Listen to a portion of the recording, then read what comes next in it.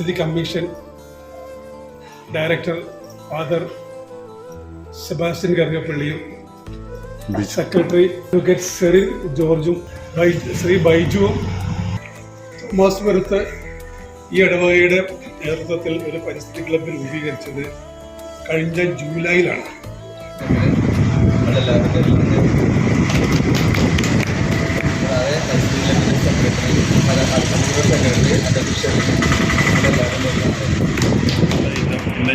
എന്നിട്ട് അതെല്ലാം കൂടി കൊണ്ടുവന്നിട്ട് നമ്മുടെ ഇടവകയിൽ നമ്മുടെ കൈമാറ്റം ചെയ്യപ്പെടുക. ഐക്യം തുടങ്ങുന്നത് എല്ലാ മേഖലയിലേക്കും മാർഗരേഖ നിങ്ങളെയൊക്കെ ഏൽപ്പിച്ചു എങ്കിലും അത് മുഴുവൻ നടപ്പാക്കണമെന്നില്ല. നിങ്ങൾക്ക് പലർക്കും സംശയമാണ് ഓരോ